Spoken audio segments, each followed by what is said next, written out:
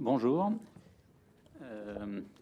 Donc après cet exposé de Laurent qui a vraiment brossé un paysage complet du HPC en France et en Europe, moi je vais faire un petit focus sur les aspects développement applicatif et notamment sur les centres d'excellence dont Laurent a parlé dans son exposé. Donc ces centres d'excellence sont développés, assurer la partie développement applicatif du projet européen. Donc ça, c'est un slide pour reprendre tout ce qui vient d'être présenté, donc la stratégie globale du HPC en Europe, qui s'articule autour de trois piliers, donc qui sont les trois ronds bleu foncé sur la gauche. Donc un pilier développement de technologies européennes. Donc il y a vraiment une volonté forte en Europe de développer des technologies européennes. Il y a notamment un projet de processeurs européens, donc développer toute une filière technologique. Développer une infrastructure de recherche, donc ça c'est essentiellement prêt, c'est remettre à disposition des scientifiques européens des infrastructures de calcul de très haut niveau, et puis un pilier applicatif, donc qui est censé développer les applications pour tourner sur cette infrastructure. Donc le paysage actuel, donc maintenant la pièce centrale, je dirais, c'est EuroHPC qui vient d'être créé. Laurent en a longuement parlé, avec des budgets conséquents et qui est censé alimenter ces trois piliers et créer un écosystème.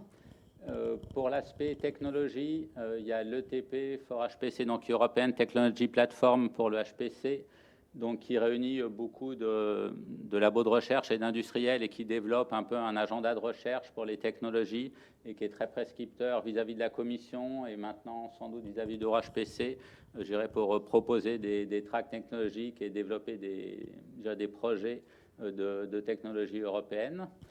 La partie infrastructure, c'est Prace, que vous connaissez tous bien, beaucoup d'entre vous l'utilisent, et donc on ne sait pas exactement comment ça va rester, mais il y aura toujours une infrastructure. Est-ce qu'avec EuroHPC, Prace va rester ou Prace va se modifier? Ce n'est pas encore très clair, mais il y a toujours une infrastructure qui est financée avec des très belles perspectives de machines qui arrivent.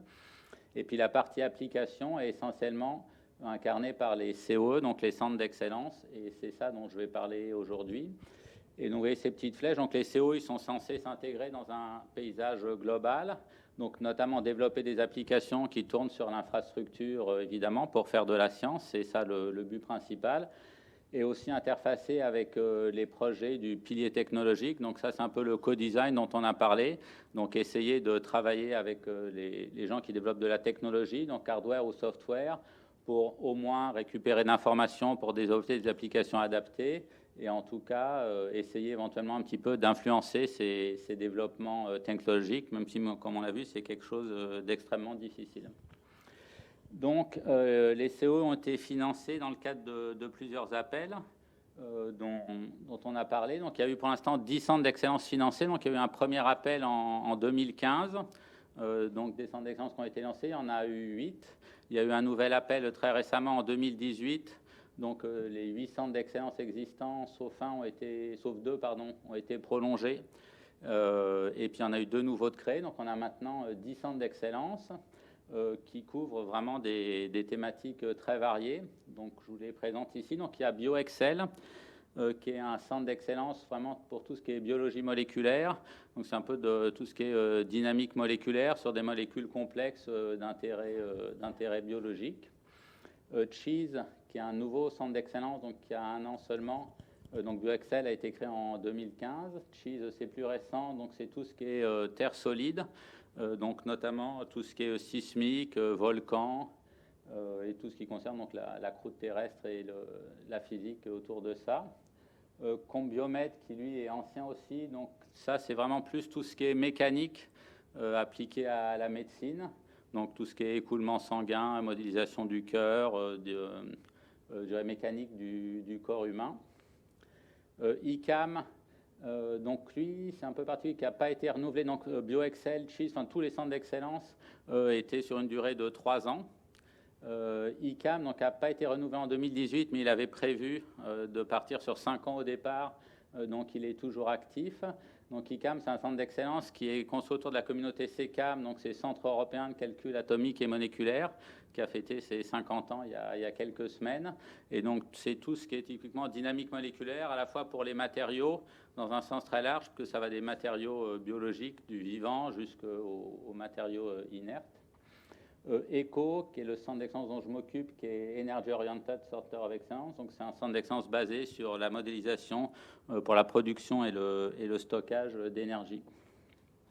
Donc, ça en fait 5. Ensuite, 5O. Donc, il y a Easy West, qui est un centre qui regroupe toute la communauté climat et météo. Donc, une communauté très bien structurée en Europe. Donc, lui aussi, un centre qui avait fait un premier appel en 2015 et qui a été renouvelé en 2018, et donc qui développe des outils à la fois pour le climat et aussi un peu pour la météo. Hidalgo, donc qui a un nouveau centre qui a seulement 1 an, donc qui a été créé en 2018, qui est autour du HPC et des données pour ce qu'ils appellent le Global Challenge. Donc je vous donnerai des simulations. Donc ce qu'ils appellent Global Challenge, c'est vraiment des problèmes complexes, comme la modélisation de la pollution en ville, avec à la fois des aspects météo, des aspects émissions de polluants, des problèmes de santé avec les épidémies, donc des problèmes, je dirais, complexes, avec des workflows compliqués, et qui incorporent à la fois du calcul des données de nature très variée. Accelerate, qui est un centre d'excellence sur l'ingénierie. Donc, ça se concentre essentiellement sur tout ce qui est automobile et aérospace, donc modélisation d'avions, de turbines à gaz, de moteurs. Max, qui est un centre d'excellence sur les matériaux, donc développer des codes, je dirais, vraiment pour faire de la modélisation de matériaux de façon très performante, plutôt exascale, alors que ICAM est plutôt centré sur le développement de modèles et peut-être des codes moins exascales.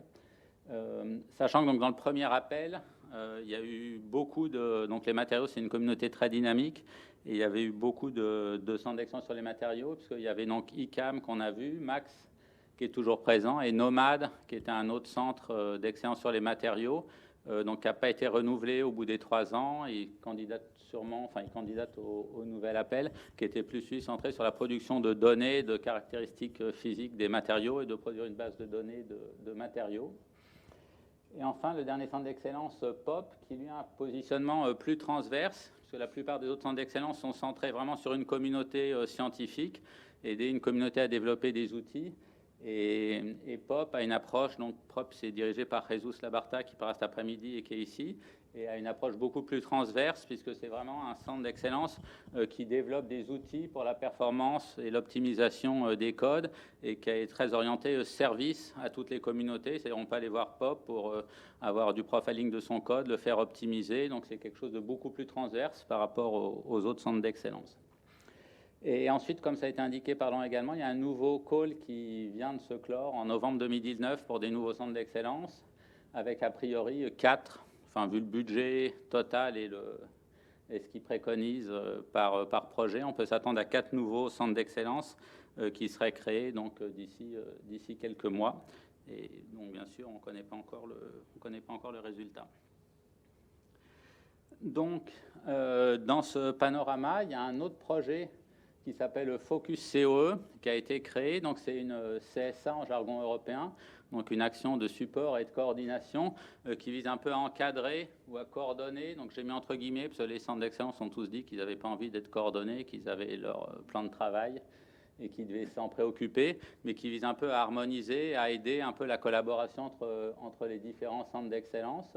Et donc vraiment le but de Focus COE, c'est d'animer un peu cette communauté et d'essayer de faire en sorte qu'on travaille mieux ensemble et qu'on soit bien inséré dans l'écosystème, avec un peu 4 objectifs majeurs pour Focus COE.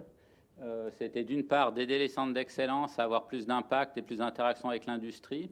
Donc ça, c'était une volonté forte de la Commission. Les centres d'excellence, comme des projets de recherche, ont une certaine difficulté pour beaucoup à avoir des interactions fortes avec l'industrie. Donc Focus CO était essayer de faire ça. Le deuxième point, en fait le troisième dans la liste, c'était d'essayer un peu de promouvoir et d'avoir une action coordonnée sur les aspects formation. Donc ça, c'est quelque chose à laquelle la Commission tient beaucoup. Il y a Presse aussi qui fait beaucoup de formations, puis il y a beaucoup d'initiatives nationales pour la formation. Le dernier point, c'était de promouvoir un peu la marque des COE, de les faire connaître et de faire un peu de marketing autour des COE pour un peu développer la connaissance, que les COE soient plus connus dans la communauté et plus largement.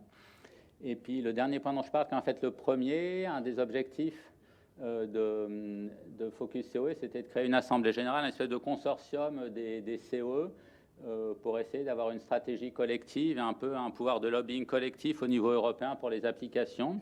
Donc ça a été fait. Donc Focus COE a démarré il y a une petite année.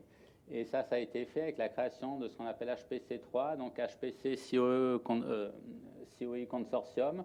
Donc c'est une assemblée de tous les COE dont j'ai le plaisir de m'occuper, avec notamment Elisa Molinari, qui est professeure à Modène et qui est aussi membre du RIAG, donc qui nous donne une bonne interface avec EuroHPC. Il y a aussi Irvine Laure, qui est secrétaire général, qui est au KTH, et des représentants de l'ensemble des centres d'excellence.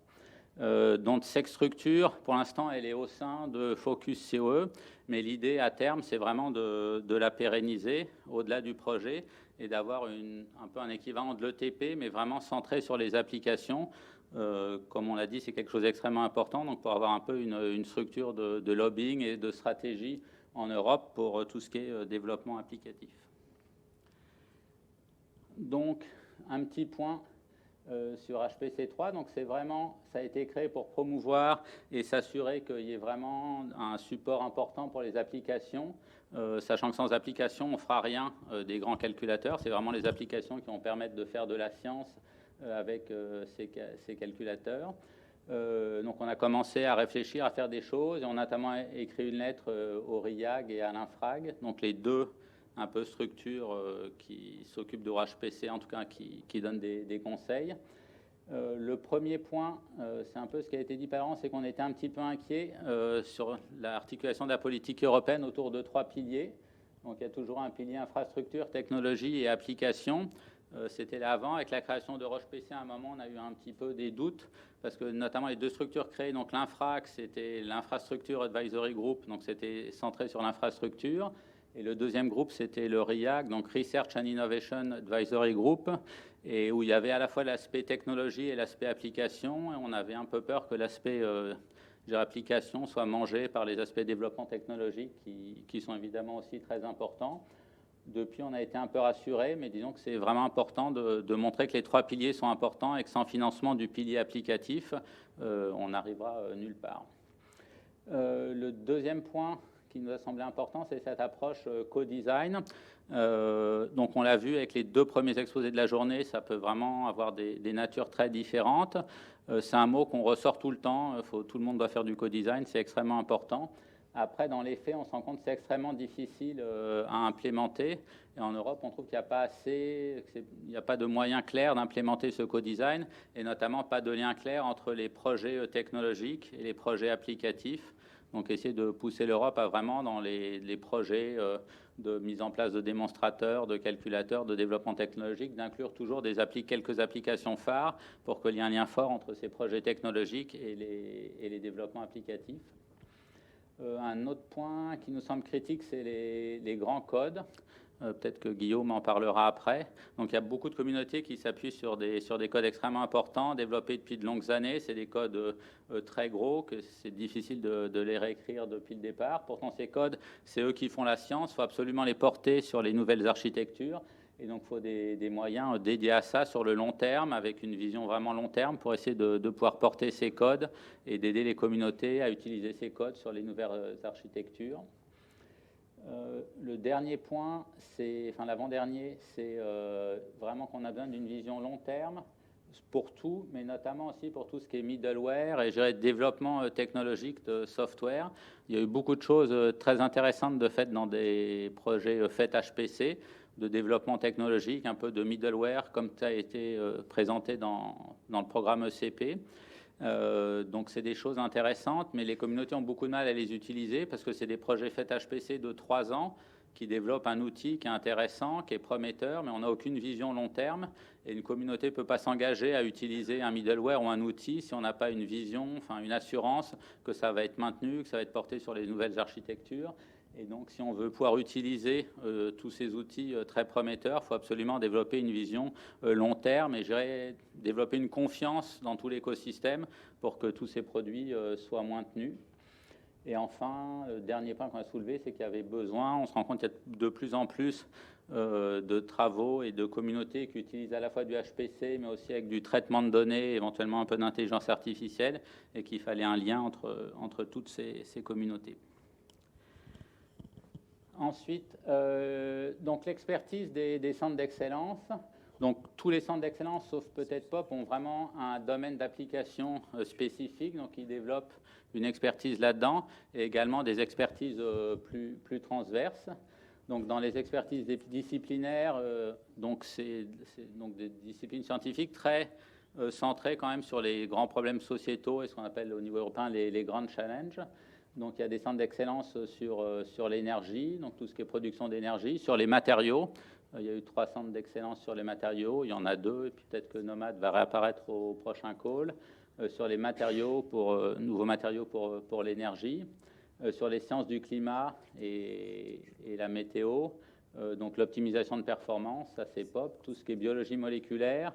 Donc, application biomédicale, c'est vraiment la médecine cardiovasculaire, médecine du squelette, donc tout ce qui est mécanique adapté au corps humain. Global Challenge, j'en ai déjà parlé. Donc, ça, c'est des modèles de santé, le lien entre les habitudes sociales et la santé, sur le développement durable, sur la dynamique de l'urbanisation et la pollution associée. Engineering, c'est beaucoup tout ce qui est combustion pour l'automobile, écoulement autour d'ailes d'avion, aérospace, et enfin le Soliders, donc tout ce qui est terre solide. Ensuite, l'expertise développée par les COE. Donc, il y a tout ce qui est modèle de programmation pour l'hexascale, comment développer des codes pour l'hexascale avec une performance portable sur différentes architectures et une vision long terme, comment mesurer et optimiser cette performance. Tout ce qui est donc HPDA, c'est-à-dire traitement de données dans des workflows complexes. On se rend compte que sur des grosses machines, on ne fera peut-être pas une énorme simulation monolithique, mais plutôt un ensemble une chaîne, de code avec du traitement de données en même temps que de la simulation. Donc tout ce qui est traitement de données et workflow est critique. Des briques de base dont tout le monde a besoin, notamment tout ce qui est algèbre linéaire.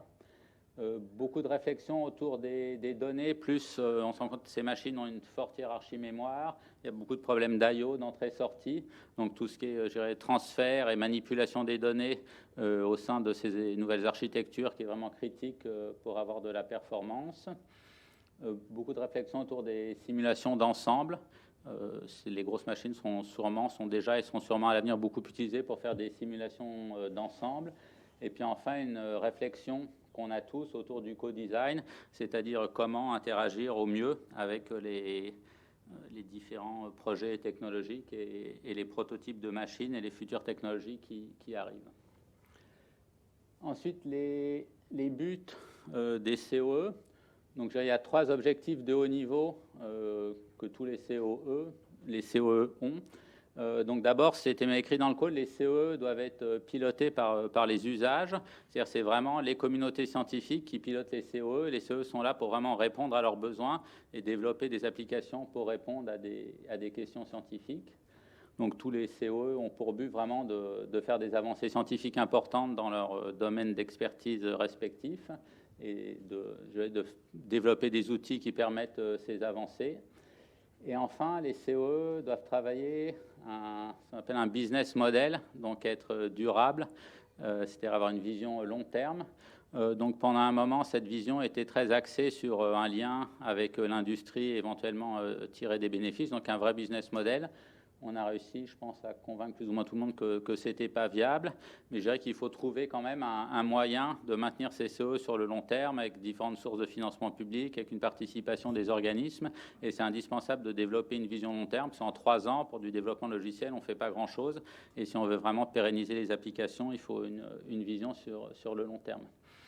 Et puis ensuite, il y a des objectifs qui permettent d'implémenter les 3 premiers. Donc c'est vraiment tout ce qui est optimisation de code, co-design. Enfin, le temps passe, donc je ne vais pas vous relire, mais plus des aspects de mise en œuvre de ces 3 objectifs, avec typiquement du développement applicatif, du développement de technologies, de middleware ou de bibliothèques logicielles, et pas mal d'aspects sur la formation et la création d'une communauté. Ensuite, les CE sont également censés donc travailler, donc c'est des projets européens, donc travailler avec les membres du projet, mais également proposer des services à l'extérieur du projet pour l'académie, mais aussi, je dirais peut-être notamment pour le monde industriel. Donc tous les CO ont une classe, proposent une large gamme de services. Donc ça va de tout ce qui est optimisation, profiling et refactoring de code, je dirais ce qu'on fait un peu en interne. Beaucoup d'aspects formation, donc il peut être des formations assez génériques sur le HPC, à des formations plus particulières sur le développement d'outils numériques dans un domaine particulier, ou des formations sur des outils, comment utiliser un certain type de code. Donc il y a beaucoup de cours en salle, comme vous pouvez le voir là. Il y a aussi pas mal de webinars. Donc l'objectif de toute cette formation, c'est de réduire l'écart de compétences. C'est quelque chose sur lequel l'Europe insiste tout le temps, notamment entre les utilisateurs académiques et industriels, mais également entre différentes communautés académiques. Tout le monde n'a pas le même niveau de compétences en HPC, donc c'est d'essayer de tirer toutes les communautés vers le haut et de répandre les bons usages. Et il y a également beaucoup d'activités de dissémination d'outils logiciels, soit d'outils finaux, soit de bibliothèques logicielles qui peuvent être utilisées par d'autres outils numériques. Et puis après, il y a un peu de services je dirais soit de formation à façon, de consulting ou d'expertise pour aider soit d'autres laboratoires, soit des industriels, et également pas mal de workshops pour faire se rencontrer industriels et académiques pour essayer de voir comment créer des liens et éventuellement développer des projets. Ensuite, pour terminer, les principaux goulots d'étranglement un peu identifiés par l'ensemble des CE pour développer des applications exascale. Donc il y a tout ce qui est load balancing et équilibrage de charge à très grande échelle, qui peut poser beaucoup de problèmes un peu selon les modèles, selon les programmes, et qui est quand même quelque chose d'un point dur pour beaucoup de gens. Il y a beaucoup de réflexions autour de tout ce qui est programming model pour l'exascale. Comme ça a été dit avant, derrière le programming model, il y a à la fois le programme, l'implémentation technique, mais également toute la réflexion qui est plus importante sur la structuration du code et comment structurer son code et ses données pour bien passer à l'exascale. Tout ce qui est portabilité de performance, on a vu qu'il y avait quand même beaucoup d'architectures différentes et on veut pouvoir avoir des codes portables. Et tout ce qui est standardisation, c'est-à-dire on ne veut pas se lancer sur un code avec des technologies qui risquent de ne pas être pérennes sur le long terme. Il y a tout ce qui est, je vais passer un peu plus vite, mais tout ce qui est data flow et tout ce qui est entrée-sortie, run d'ensemble, donc la gestion des données au sein de grosses simulations. Tout ce qui est co-design et intégration technologique. Donc on se rend compte qu'on n'a pas assez de liens, comme j'ai dit, avec les projets technologiques, je dirais, pour un peu anticiper les changements. Et un autre point dur, c'est tout ce qui est traitement, visualisation ou traitement des données issues de ces gros calculs. C'est quelque chose qui explose très largement. Pour conclure, quelques perspectives scientifiques. Donc c'est vraiment très large, donc j'ai choisi quelques exemples. Donc par exemple sur tout ce qui est sciences de la Terre solide, il y a beaucoup de choses sur les prédictions de séismes. Donc j'ai vu commencer à essayer à prédire avec une approche probabiliste la probabilité qu'il y ait un séisme, de voir après une éruption comment les cendres et tout ça se propage et l'impact sur les populations. Pas mal de choses sur les tsunamis, notamment faire des calculs plus vite que temps réel pour avoir des systèmes d'alerte pour les tsunamis. Donc vous avez là un exemple avec un tsunami qui part du Japon et qui va sur les côtes, et ici l'arrivée d'un tsunami sur les côtes. Donc beaucoup de choses là-dessus, avec là, notamment vraiment la prévention des risques naturels. Sur l'engineering, il y a beaucoup de choses sur la combustion, faire des moteurs plus propres, moins polluants. Sur la génération les usines marémotrices. Sur les écoulements complets autour d'un avion. Donc avoir un écoulement complet autour d'un avion avec également les commandes, c'est-à-dire vraiment pouvoir simuler complètement un avion en vol. Beaucoup de choses. Donc, en sciences de la vie, ça explose vraiment. On commence à avoir maintenant des ordinateurs assez puissants pour modéliser des systèmes du vivant qui sont en général des systèmes très complexes. Donc là, par exemple, c'est le docking moléculaire pour voir l'action des médicaments. Donc, ils simulent, pour simuler une microseconde sur ces molécules complexes, ils font environ 10 hexaflops. Et après, ils veulent faire plein de cas différents, essayer plein de molécules différentes, étudier les mutations. Donc, ils peuvent avoir besoin vraiment de quantités de calculs énormes pour mettre au point des médicaments, voir leur effet, essayer de comprendre comment ça marche. Et ça, ce sera un gain énorme par rapport à des tests in vivo. Encore sur des aspects santé, par exemple, il y a des projets vraiment d'essayer des cœurs artificiels ou des pacemakers in silico pour les dessiner mieux, essayer de comprendre comment ça marche. Vraiment de la mécanique des fluides appliquée au corps humain. Donc, on peut regarder comment un stent se comporte quand on le met dans une veine ou dans une artère. Essayer aussi des médicaments et l'effet de médicaments in silico. Donc, beaucoup de choses sur la santé extrêmement prometteuses et importantes. Beaucoup de choses sur le climat et la météo également. Donc, c'est un domaine de prédilection du calcul. Donc, des simulations plus précises, des simulations qui prédisent les événements rares, des simulations qui vont à petite échelle pour voir des tempêtes, des tornades ou des effets locaux, des simulations qui incluent plus de physique. Donc, énormément de choses dans ce domaine également. Et puis des choses sur l'énergie, donc par exemple la modélisation des champs d'éoliennes, donc à la fois en prenant en compte des terrains complexes, donc l'écoulement du vent sur des terrains complexes, mais également la distribution des éoliennes et des sillages des éoliennes, l'interaction de les éoliennes pour vraiment optimiser, à la fois couplé à des simulations météo pour voir la production du champ d'éoliennes dans le temps, également optimiser la position des éoliennes sur le terrain en question, ou des choses sur la géothermie, être capable de modéliser complètement le sous-sol, la géothermie et l'ensemble de ces phénomènes. Donc, pour conclure, je dirais que les CE maintenant commencent à être bien établis dans le paysage actuel. Ils ont tous des résultats scientifiques excellents et ils préparent l'avenir et l'arrivée des machines exascale. Donc, les premiers CO ont maintenant 4 ans. Ils continuent. On espère qu'ils pourront être prolongés avec un prochain round de financement dans 2-3 ans. Il y a vraiment une unanimité parmi toutes les CE pour dire qu'une vision long terme est vraiment indispensable. Ces développements applicatifs, c'est des choses de très long. Donc, on a besoin d'une vision long terme à la fois sur les aspects applications et de pouvoir également avoir une vision long terme sur le hardware pour anticiper les changements. Et puis, le HPC CE Council qu'on vient de créer veut vraiment aider à développer cette vision long terme, être une instance un peu de lobbying vis-à-vis de l'Europe, donner des conseils pour essayer de garder une vision long terme et de donner plus de confiance à tous les développeurs d'applications au sein de l'écosystème. Je vais m'arrêter là, merci.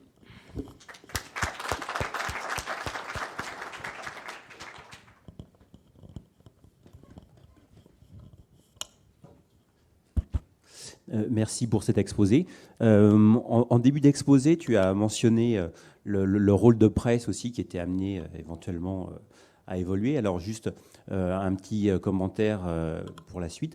Il va y avoir le Euro HPC Summit Week qui va avoir lieu au printemps prochain au Portugal, où il y aura encore les 3 piliers du HPC en Europe. Donc presse pour le pilier infrastructure. Les relations entre presse et EuroHPC sont maintenant excellentes. On a eu la réunion de presse qui a eu lieu hier avec EuroHPC présent. Donc voilà, maintenant les choses sont vraiment clarifiées. De ce côté-ci, il n'y a plus d'incertitude, comme ça pouvait être le cas il y a un certain temps. Et donc voilà, on aura toujours ces 3 piliers avec presse pour les infrastructures, ETP for HPC pour les technologies et les centres d'excellence voilà, qui permettent d'organiser tout cela. Tant mieux.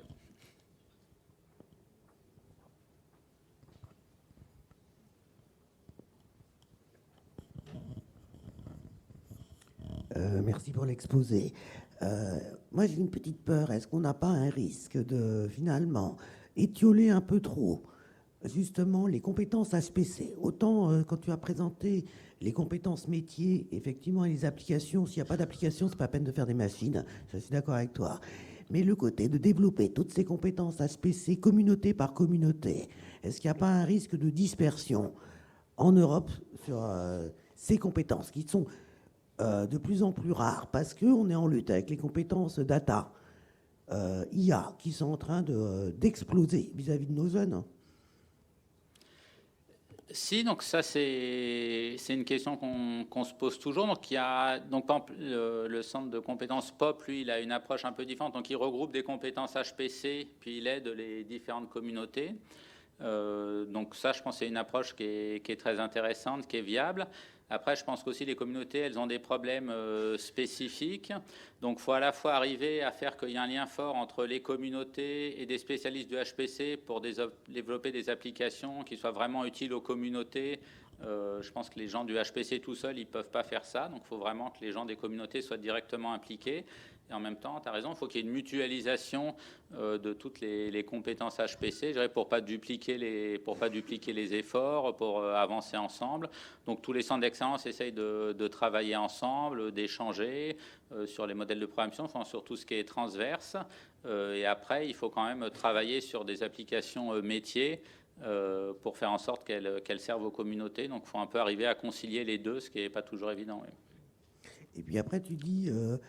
il n'y a pas tellement de lien avec le pilier techno. À partir du moment où on a organisé sur les 3 piliers, c'est relativement normal qu'il y ait ce côté, les applications d'un côté, etc.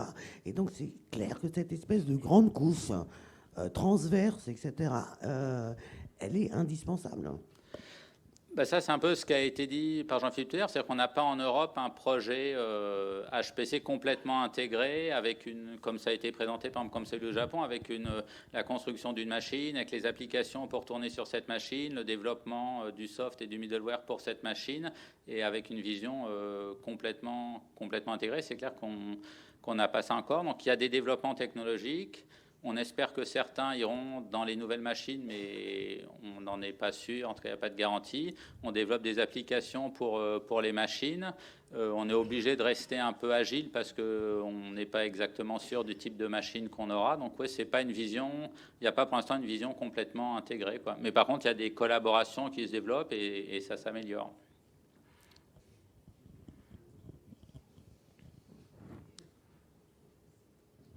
Pas d'autres questions? J'ai une petite question sur le business model.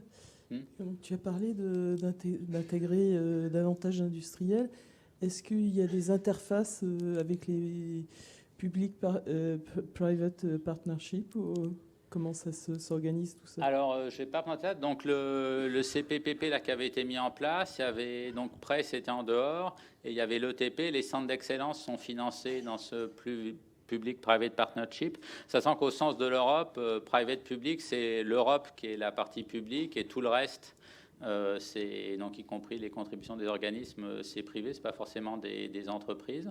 Donc les centres d'excellence sont financés dans le cadre de ce PPP, enfin l'été en tout cas avant EuroHPC. Et après, pour les liens, plus vraiment avec du prix avec des industriels, ça dépend beaucoup des centres d'excellence. Un centre comme Accelerate, qui est orienté vers l'engineering, a déjà des liens assez naturels avec des grands industriels. Pour d'autres centres, c'est plus difficile. Et de toute façon, je pense qu'il y a un problème, c'est que les centres d'excellence essaient de développer des applications exascale, de faire des choses nouvelles. Et ça, c'est pas quelque chose qui a des applications industrielles immédiates. Donc, si on veut vraiment faire un peu des choses à la pointe, ça ne sera jamais financé ou marginalement par des industriels. Il faudra forcément un investissement qui peut venir de différentes sources, mais sur fonds publics assez important pour pouvoir avancer dans ce domaine, comme c'est fait partout ailleurs d'ailleurs. Après, je pense que l'idée, c'est plus que ce financement public qui permet de faire des choses de pointe. Après, il ruisselle et ils permettent à une communauté large, y compris d'industriels, de bénéficier des avancées qui sont faites. Pas d'autres questions? Merci beaucoup.